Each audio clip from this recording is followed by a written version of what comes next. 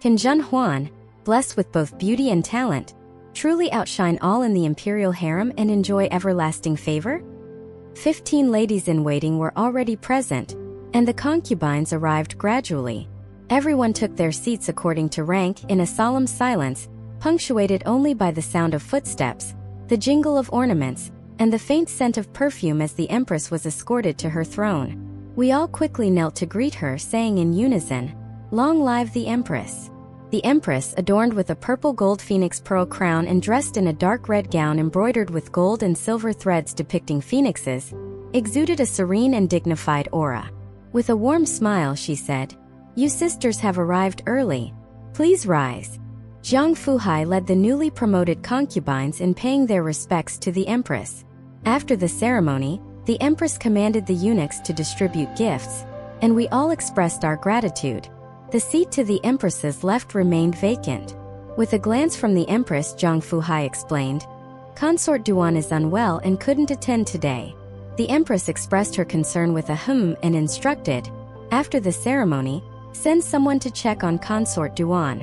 Then, turning to the right, Zhang Fuhai gestured towards Consort Hua. "The ladies pay their respects to Consort Hua." I quickly glanced at Consort Hua. Her phoenix eyes slightly upturned. She exuded an indescribable charm and fierceness. Dressed in lavish attire second only to the empress, her figure was graceful, her skin delicate, and her features as exquisite as dewy peach blossoms. Her hair was styled in an elaborate deer bun, adorned only with gold and ruby hairpins, which only added to her radiance. Truly, her beauty was unparalleled. Consort Hua, without instructing us to rise or speaking further, casually played with an emerald ring on her finger. After a while, she turned to the empress with a smile and commented on the inferior quality of jade from the imperial household department this year. The empress, with a slight smile, replied, "If you find the jade on your ring lacking, then who could possibly have good jade? Please let the sisters rise." Consort Hua then turned to us as if suddenly remembering and said, "I was so engrossed in my conversation with the empress, I forgot you were still in obeisance. Please forgive me. Rise." Only then did we dare to stand up. While outwardly expressing humility, inwardly, I noted the significant influence Consort Hua wielded, requiring all concubines to tread carefully around her, second only to the empress. Suddenly, Consort Hua with a laugh inquired, "Which ones are Shen Xiaoyi and Lady Guan?" Meizhuang and I immediately knelt again to pay our respects, saying, "This servant is Xiaoyi Shen Meizhuang, and this servant is Lady Guan Zhen Huan, greeting Consort Hua. May you be blessed with auspiciousness." Consort Hua, smiling, dismissed the formalities and said, "Both sisters indeed possess extraordinary beauty. No wonder His Majesty has taken notice." Both Meizhuang and I subtly changed our expressions. Meizhuang responded, "Your Highness's beauty and grace are truly unparalleled and captivating." Consort Hua chuckled lightly. Sweet words from Sister Shan. But when speaking of beauty and elegance, shouldn't that more fittingly describe the empress? Internally, I admired Consort Hua's cunning, immediately challenging Meizhuang with her words. I then spoke up. "The empress exemplifies maternal grace to the nation, and your Highness's elegance is beyond our reach." Consort Hua then smiled sweetly, turning her attention away from us to chat with the other concubines. Next to Consort Hua sat Consort Quebec. Among the emperor's favorites, only Consort Hua, Consort Duan, and Consort K held the highest positions beneath the empress.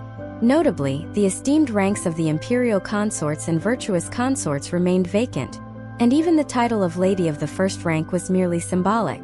Consort Duan Chu Yuebin, the daughter of a prominent general, was the earliest among the emperor's consorts and was conferred the title on the same day as the current empress, making her seniority surpass even that of Consort Hua and the previous empresses. However, her continued position as a consort, despite her long tenure, was likely due to her lack of offspring and her frail health, which limited her interactions with the emperor to a mere few occasions annually. Consort K, as the mother of the eldest prince, was elevated due to her son's status but suffered from a lack of favor due to the prince's mediocrity, which also affected her position in the palace. Consort Hua's rapid rise to prominence within just 3 to 4 years of her arrival in the palace was indeed a testament to her exceptional favor. The current empress, formerly the noble consort, ranked just below her elder sister, the pure Yuan Empress. With such a distinguished background, yielding an empress and a consort within the same family, her influence was unmatched. The deaths of the noble consort and the virtuous consort, contemporaries of the pure Yuan Empress, were rumored to be connected to the latter's demise.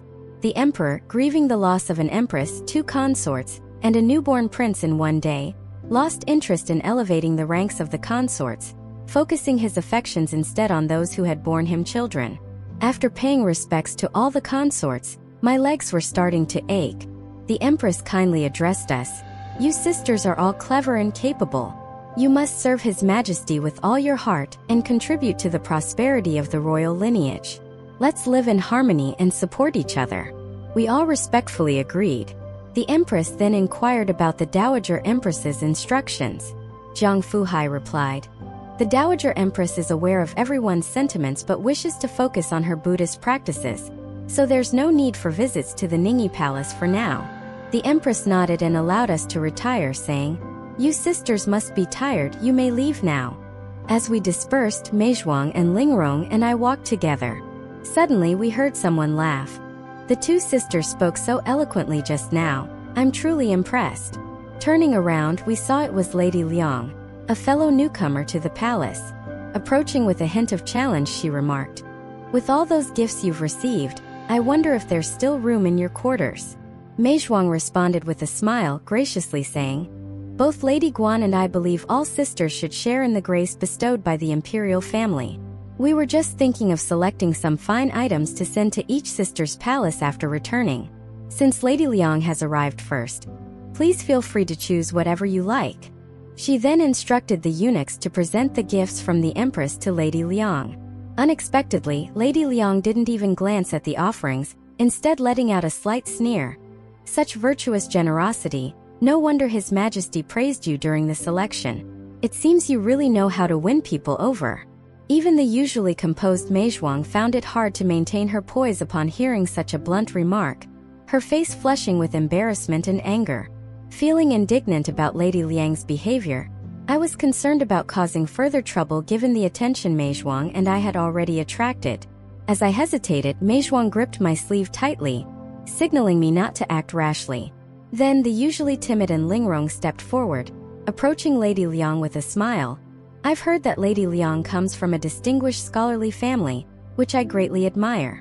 Lady Liang arrogantly replied, "My family is well known in Xuanyang for its scholarly heritage.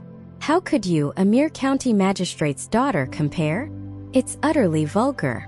And Lingrong remained calm and polite, countering with a dignified smile, "I've long admired you by reputation, but it seems rumors can be misleading."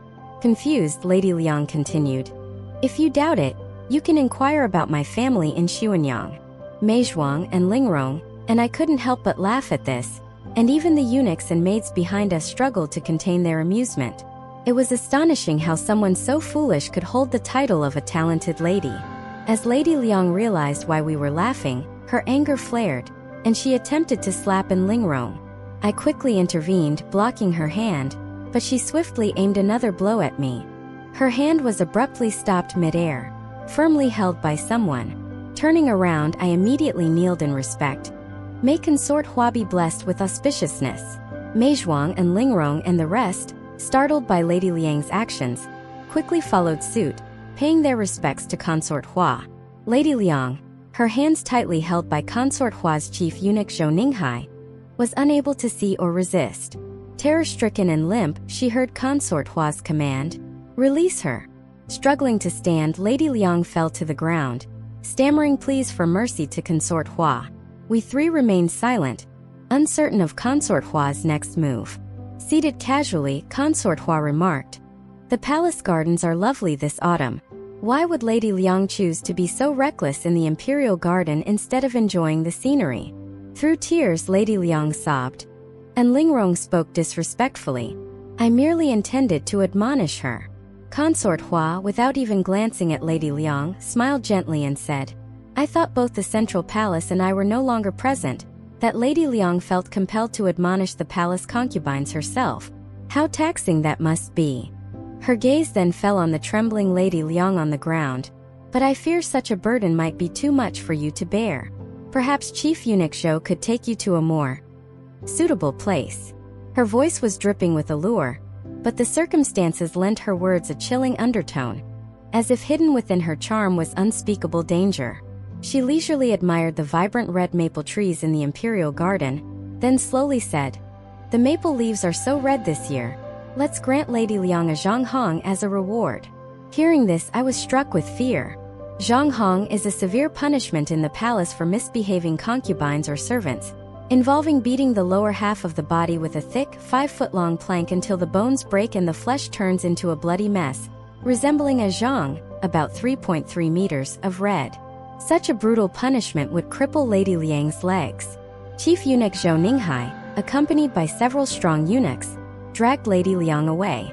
Silence enveloped the area, and Lady Liang had already passed out. My heart raced wildly. Consort Hua had effortlessly crippled Lady Liang with a mere conversation. The more I thought about it, the more terrified I became. After a pause, Consort Hua said, "Lady Liang was insubordinate, attacking a noble with her lowly status, and startled you 3 sisters. You may go and rest now." Everyone hurriedly took this as a dismissal and left, and Lingrong's legs gave way, and she let out a groan. Consort Hua's light laugh betrayed her satisfaction. Mei Zhuang and I quickly supported in Lingrong and walked for quite a distance before stopping. I dismissed all the attendants and sat down with them at the secluded Pine Wind Pavilion, in the depths of the imperial garden. I then took out a handkerchief to wipe the sweat from my forehead, finding it completely soaked. Mei Zhuang was pale as if she had just recovered from a severe illness, and in Lingrong was still trembling. After a long silence, and Lingrong finally managed to say, "That scared me to death." I pondered for a moment before saying, "It was well known that Consort Hua was favored and unchallenged, but I never imagined she could be so ruthless." Mei Zhuang sighed deeply. "It's a pity for Lady Liang. Though foolish and arrogant, her punishment was too severe." And Lingrong looked around anxiously, afraid of being overheard by Consort Hua's spies, and whispered, "Consort Hua's harsh punishment of Lady Liang seems to be an attempt to win us over." After a long silence, seeing the doubt in Mei Zhuang's eyes, she said softly, "Relying on others for favor makes for difficult days ahead." The 3 of us sat in silence, listening to the rustling of autumn leaves in the wind, words failing us. Follow us to avoid getting lost and enjoy endless exciting stories. For more content, please go to the Story Wall homepage to view more exciting novels.